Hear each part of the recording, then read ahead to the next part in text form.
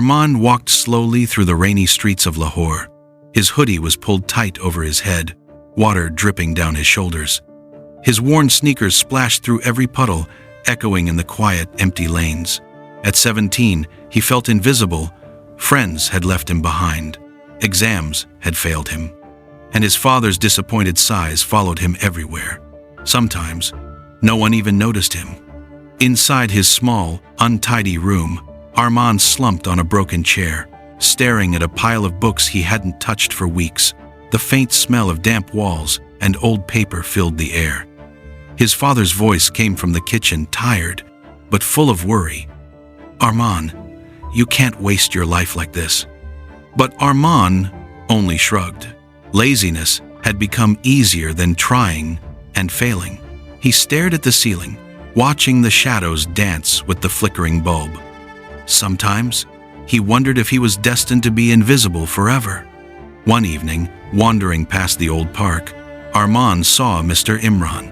The retired school teacher was sitting under the flickering street lamp, hunched over a book, but his sharp eyes noticed Armand instantly.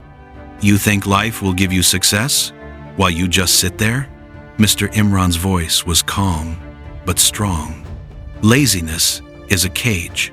You can break free, but only if you start walking." Armand mumbled excuses, tiredness, bad luck, the world being unfair. Mr. Imran shook his head. "Excuses are chains. They hold you back. But chains can be broken if you take the first step." That night, Armand couldn't sleep. The words of his mentor repeated in his mind. For the first time, he felt something he hadn't felt in months, a small spark of hope. Maybe he didn't have to stay invisible.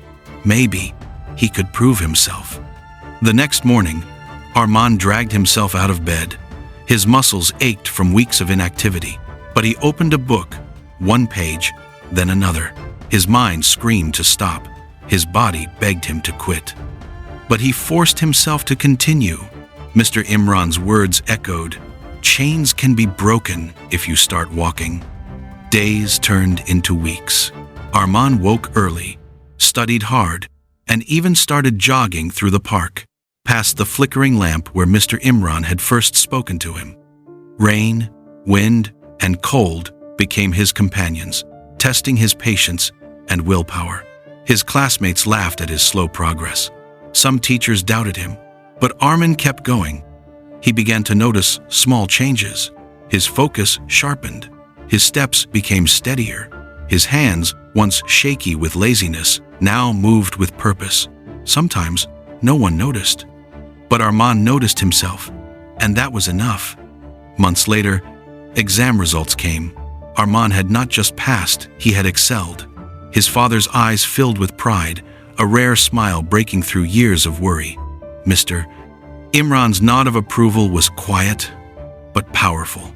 Armand realized something important. The hardest fight was against his own laziness, and winning it felt stronger than any external success.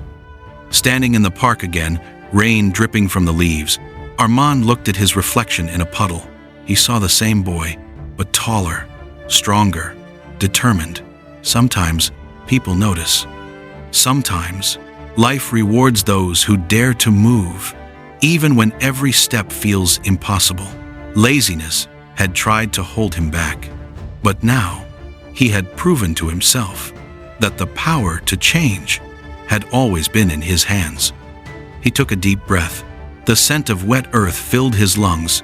Every droplet that fell on his face felt like a reminder that effort, discipline, and courage could break the chains of laziness.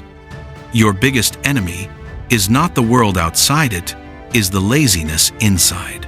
Start moving, and the world will start noticing too.